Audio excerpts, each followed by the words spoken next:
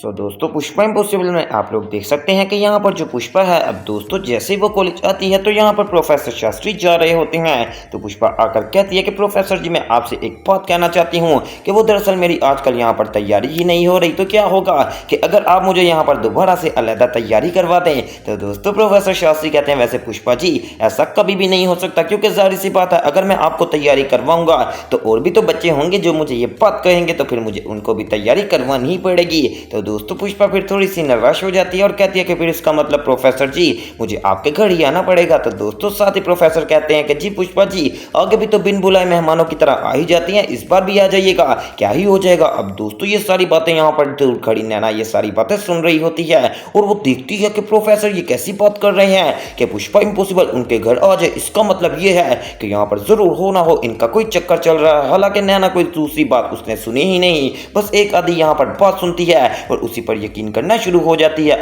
अब दोस्तों यहाँ पर प्रोफेसर शास्त्री ने पुष्पा को कह दिया तो पुष्पा कहती है कि ठीक है प्रोफेसर जी, अब मैंने जाहिर सी बात है आगे लॉ भी तो पढ़ना है और लॉ की सारी तैयारी करनी है, आपने उसके बारे में मुझे सारा कुछ बताना है। तो दोस्तों प्रोफेसर कहते हैं कि वैसे पुष्पा जी आपको ये सब सीखने की ज़रूरत तो नहीं है, क्योंकि आपको तो हर बात ही आती है और वैसे भी आप जब यहाँ पर बात करती हैं तो ऐसा ही लगता है कि कोई यहाँ पर लॉ वाला बंदा बात कर रहा है। आप तो पहले ही वकालत करती हैं, आप इस कोर्स को मत कीजिए। तो पुष्पा दोस्तों थोड़ा सा गुस्सा हो जाती है और कहती है कि प्रोफेसर जी आप मेरा मजाक क्यों उड़ा रहे हैं, मैं तो बस आपसे जनरल बात कर रही हूँ। लो दोस्तों यहाँ पर तो बात पक्की हो गई कि घर पर आकर अब पुष्पा तैयारी करेगी, लेकिन यहाँ पर जो नैना है ना वो बहुत ही ज्यादा बदतमीज है। वो सोचती है कि ये क्या हो रहा है, ऐसे तो प्रोफेसर शास्त्री और पुष्पा का तो रिश्ता बहुत ही ज्यादा यहाँ पर मजबूत हो जाएगा। तो दोस्तों ये सब देखने ही बाती और जल्दी से फोन कर देने वाली है यहाँ पर उनकी बेटी रिया को और कहती है कि रिया अभी अभी मैंने तुम्हें पता है क्या सुना है, मैंने अपने कानों से सुना है कि तुम्हारे पापा पुष्पा इम्पॉसिबल को कह रहे हैं कि आप मेरे घर आ जाइएगा और वहां पर मैं आपको तैयारी करवा दूंगा। ये कौन सी तैयारी है जो कि अलहदा में बुलाकर घर में होती है, ऐसा थोड़ी होता है, ये आपके पापा बहुत ही ज्यादा गलत कर रहे हैं।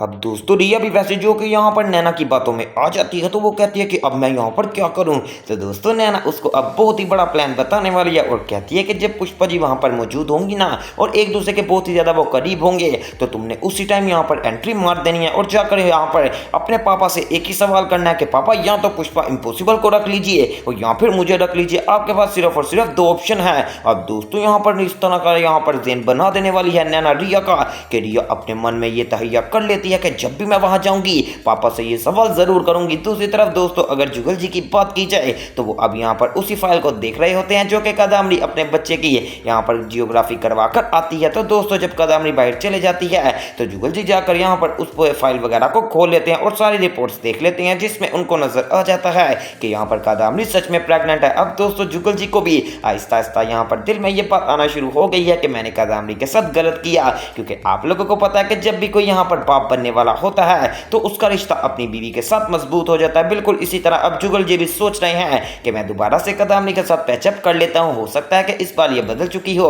और वैसे भी अब मेरी औलाद भी आने ही वाली है। फिलहाल के लिए दोस्तों जब जुगल को पता चलेगा कि कादम्बरी ने इस बार फिर से एक बहुत ही बड़ा झूठ बोला तो आखिरकार जुगल यहाँ पर कादम्बरी के साथ क्या करेगा, ये सब देखने के लिए तो हर बंदा बेताब है। और बहुत सारे लोग ये भी कह रहे हैं कि कादम्बरी की वजह से इस ट्रैक को बहुत ही ज्यादा खराब किया जा रहा है और मैं भी ये बात जरूर कहूंगा, मेकर्स को ये बात चाहिए कि वो अब कादम्बरी के सीन को खत्म करें, कोई बदशाह वगैरह का सीन को तो वापस लाएं। और बहुत सारे फैंस जो कि बदशाह के फैंस थे वो ये सब देखकर काफी ज्यादा निराश हैं कि बदशाह वापस ही नहीं आ रहा। अब दूसरी तरफ दोस्तों अब पुष्पा इम्पॉसिबल जो उसने प्रोफेसर से बात की थी कि आपके घर पढ़ने आएगी, दोस्तों पुष्पा अब आ जाने वाली है तो वो देखती है कि प्रोफेसर शास्त्री तो सोफे पर लेटे हुए हैं और सो रहे हैं। तो जल्दी से पुष्पा इम्पॉसिबल आगे बढ़ती है और जाकर प्रोफेसर शास्त्री को उठा देती है और कहती है कि जी प्रोफेसर जी आप तो मुझे बुलाकर खुद सो ही गए, अब मुझे तैयारी कौन करवाएगा। तो प्रोफेसर कहते हैं कि बैठे पुष्पा जी मैं ही आपको तैयारी करवाऊंगा, इतनी ज्यादा परेशान मत हो। अब दोस्तों पुष्पा इम्पॉसिबल वहां पर जाकर बैठ जाने वाली है और प्रोफेसर शास्त्री कहते हैं कि जल्दी से अपनी किताब निकालिए, आपको मैं तैयारी करवाना शुरू कर देता हूं क्योंकि मेरे पास भी टाइम नहीं है,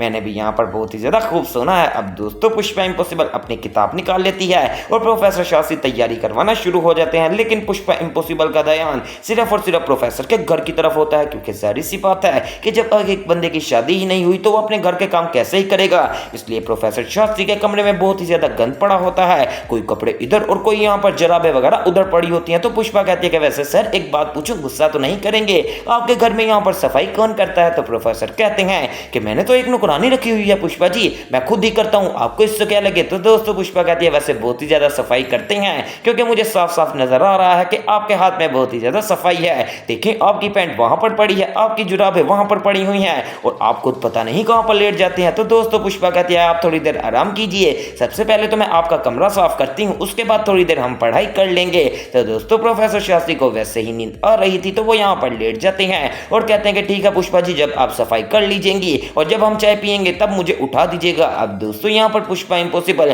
प्रोफेसर शास्त्री के सारे कमरे की सफाई करना शुरू कर देती है। जो भी कपड़े जिस जगह पर मौजूद होने चाहिए थे, अब पुष्पा उन कपड़ों को उसी जगह पर रख देती है और जैसे यहाँ पर उस जगह पर रख देती है तो वो वापस आकर देखती है कि प्रोफेसर शास्त्री तो काफी ज्यादा गहरी नींद में आ गए हैं। दूसरी तरफ दोस्तों अब जो यहाँ पर नैना है उसने इतना ज्यादा यहाँ पर रिया को भड़काया है कि वो सोचती है कि अब मैं यहाँ पर पापा के घर में चली जाती हूँ और पापा को जाकर देखूंगी कि आखिरकार वो पुष्पा इम्पॉसिबल के साथ क्या कर रहे हैं। और अब दोस्तों रिया अपने घर से निकल आने वाली है अपने पापा के घर की तरफ। अब दोस्तों जब पुष्पा सारा काम कर लेती है तो जाकर प्रोफेसर शास्त्री को डरा कर उठा देने वाली है और कहती है कि प्रोफेसर जी चाय भी तो पी लें, आपने काफी ज्यादा नींद पूरी कर लिया और मुझे पढ़ाना भी तो है। अब दोस्तों पुष्पा इम्पॉसिबल जब यहाँ पर प्रोफेसर शास्त्री को चाय का डालकर देने लगती है तो प्रोफेसर शास्त्री का हाथ लगता है और सारी चाय यहाँ पर पुष्पा इम्पॉसिबल के हाथ के ऊपर गिर जाने वाली है। तो प्रोफेसर काफी ज्यादा यहाँ पर डर जाते हैं और जल्दी से पुष्पा का हाथ पकड़ते हैं और कहते हैं कि पुष्पा जी हिलिएगा मत, मैं अभी यहाँ पर ट्यूब लगा देता हूँ, आपका जो ये मास्क जल गया है ये बहुत ही जल्दी ठीक हो जाएगा। अब दोस्तों सबसे पहले प्रोफेसर शास्त्री पुष्पा का हाथ मलकर यहाँ पर उनका हाथ मलना शुरू कर देते हैं ताकि उनका जो जख्म है उसमें जो दर्द हो रही है वो काफी हद तक कम हो जाए। और जैसे यहाँ पर वो हाथ मल रहे होते हैं उनको क्या पता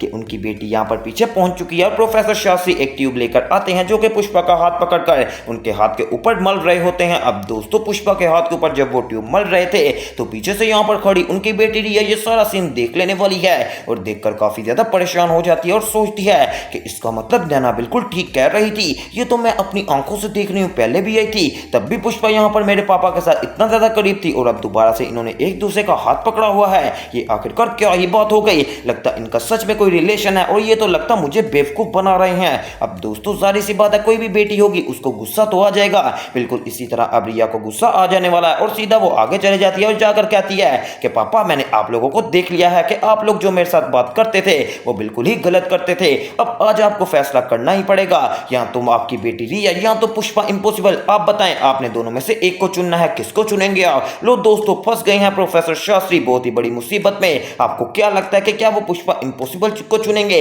या फिर अपनी बेटी को चुनेंगे? क्योंकि जाहिर सी बात है एक तरफ यहाँ पर बाप की मोहब्बत और दूसरी तरफ उनकी उस्ताद यानी कि स्टूडेंट है। तो दोस्तों वो सब देखना मिस मत कीजिएगा और आने वाली मज़ीद अपडेट्स के लिए मेरे चैनल स्पाइसी एंटरटेनमेंट को सब्सक्राइब करें और वीडियो को ज़्यादा से ज़्यादा शेयर करें। तो दोस्तों मिलते हैं एक न्यू वीडियो में अपडेट के साथ।